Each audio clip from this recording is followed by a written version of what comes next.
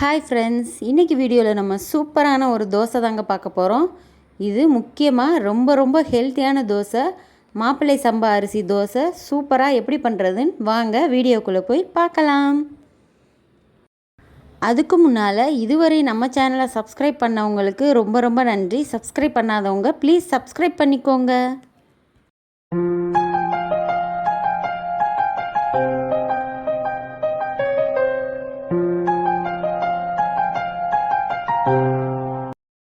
First இந்த recipe பண்ணுறதுக்கு 3/4 உலக்களவுக்கு மாப்பிள்ளை சம்பா அரிசி எடுத்திருக்கேங்க. உங்கள்கிட்ட எந்த கப்பு மெஷரிங் கப் இருக்கோ அந்த அளவுக்கு எடுத்துக்கலாம். அதே 3/4 கப் அளவுக்கு பச்சரிசி எடுத்திருக்கேன், சாதாரண பச்சரிசி. 1/4 கப் அளவுக்கு உளுந்து ஆட் பண்ணியிருக்கேங்க. இது எல்லாத்தையும் நம்ம ஒன்றாவே ஊற வச்சிடலாம்.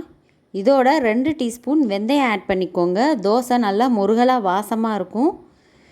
இப்போ நம்ம இதை ஒரு ஓவர் நைட் ஊற வைக்க போகிறோம். நல்லா இந்த கலவையை ஒரு 3 to 4 டைம்ஸ் நல்லா வாஷ் பண்ணிக்கோங்க. அதுக்கப்புறம் சுத்தமான தண்ணி ஊற்றி நம்ம ஓவர் நைட் ஊற விட்டுறலாம். இப்போ காலையில் நல்லா மாவு அரைக்க ஸ்டார்ட் பண்ணியாச்சு. பாருங்கள், நல்லா தோசை மாவு பதத்துக்கு சீக்கிரமே அரைபட்டுரும். இப்போ நம்ம உப்பு போட்டு கரைச்சி மூடி வச்சிடலாம். நைட்டு டின்னருக்கு சூப்பரான தோசை எப்படி பண்ணுறதுன்னு பார்க்கலாம்.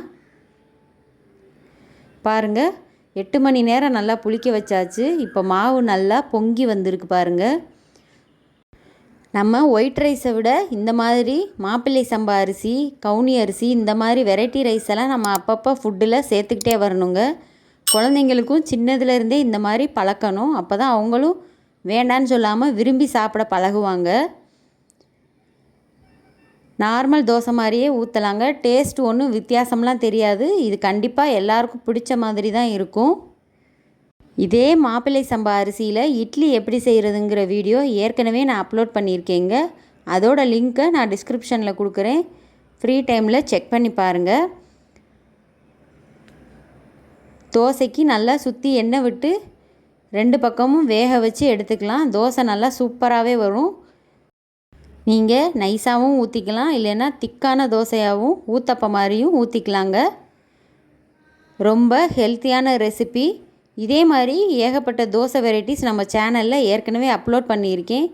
அதோட லிங்க்கையும் நான் டிஸ்கிரிப்ஷனில் கொடுக்குறேன், மறக்காமல் செக் பண்ணி பாருங்கள். இன்றைக்கி இந்த தோசைக்கு நான் பூண்டு கார சட்னியும் தேங்காய் சட்னியும் வச்சு சர்வ் பண்ணேங்க. உண்மையிலே அட்டகாசமான டின்னராக இருந்துச்சு. இந்த வீடியோ உங்களுக்கு பிடிச்சிருந்தா நம்ம சேனலை லைக் பண்ணுங்கள், ஷேர் பண்ணுங்கள், சப்ஸ்கிரைப் பண்ணுங்கள். தேங்க்யூ.